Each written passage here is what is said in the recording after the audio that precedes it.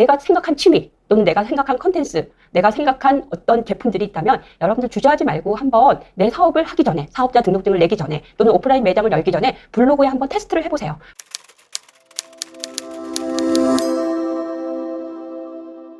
안녕하세요. 문의와 매출을 일으키는 블로그 마케팅 강의를 진행하고 있는 민화라고 합니다.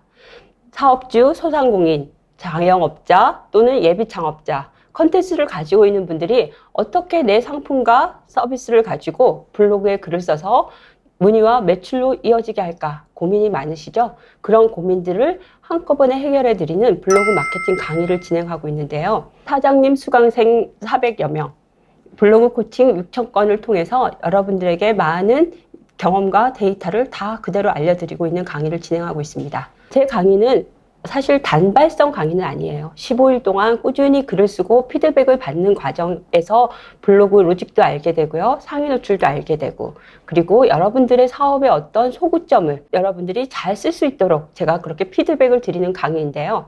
예비 창업자 이야기를 오늘은 해보려고 하는데요. 여러분들이 어떤 내 상품과 서비스를 판매하고 싶은데 그것을 어떻게 판매해야 될지 모르시는 분들도 굉장히 많으실 거예요. 그렇다고 처음에 무작정 오프라인 매장을 얻거나 임대료를 얻는 그런 매장을 갖게 된다면 여러분들 어떤 리스크적인 면에서 굉장히 힘드실 거예요. 그렇다면 내 사업이 과연 어느 정도 가능성이 있을지 없을지를 볼 수 있는 그런 것들이 온라인 플랫폼을 이용한 방법인데요. 그 중에서 저는 이제 블로그 마케팅을 가르쳐 드리고 있죠.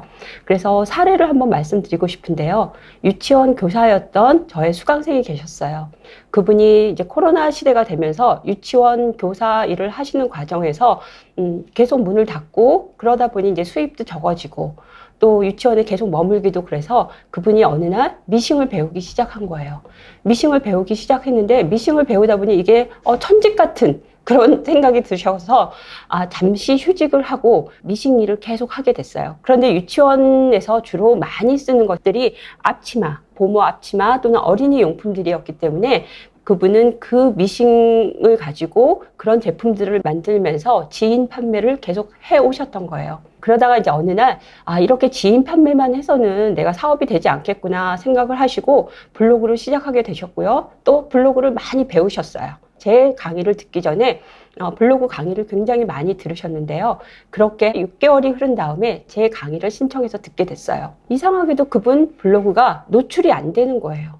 우리가 노출이라 함은 블로그를 검색했을 때 예를 들어서 유치원 앞치마, 유치원 보육치마 그렇게 했을 때 상위 노출이 되어야 되는데 그분 글은 상위 노출은커녕 노출도 제대로 안 되는 상태였어요. 그래서 제가 한 이틀, 3일 만에 조심스럽게 말씀을 드립니다. 이 블로그는 약간의 문제가 있어요. 약간 불안정이 왔다 갔다 하는 상태이니까 한번 블로그를 새로 한번 바꿔보세요 라고 제가 부탁을 드렸는데요.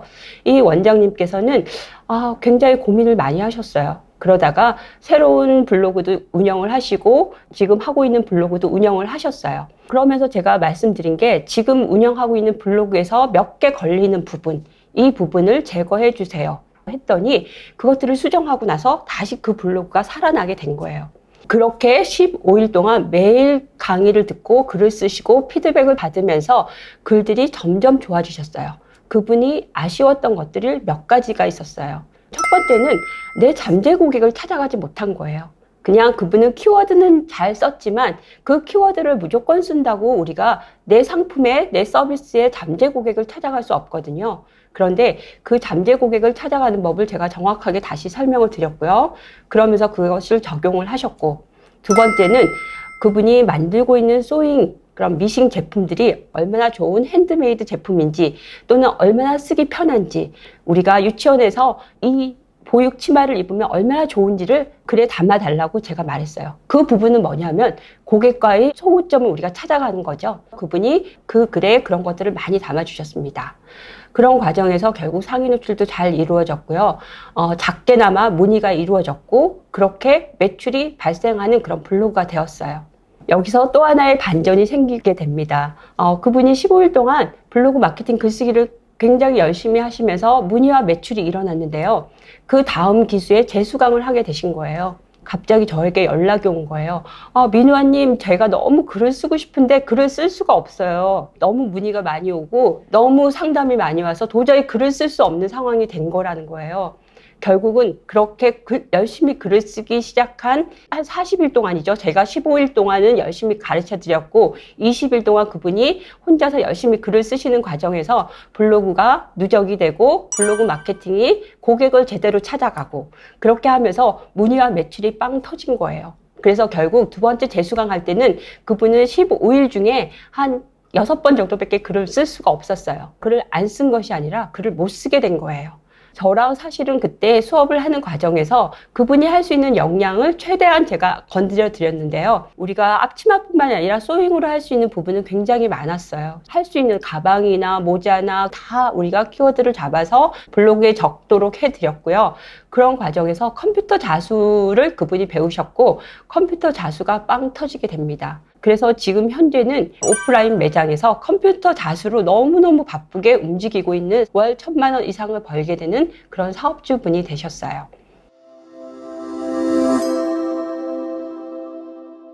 내가 생각한 취미 또는 내가 생각한 컨텐츠, 내가 생각한 어떤 제품들이 있다면 여러분들 주저하지 말고 한번 내 사업을 하기 전에, 사업자 등록증을 내기 전에 또는 오프라인 매장을 열기 전에 블로그에 한번 테스트를 해보세요. 과연 이것이 사업이 될 수 있을지, 고객이 나에게 찾아올 수 있을지 그런 것들을 해볼 수 있는 기회가 될 거라고 저는 생각을 합니다.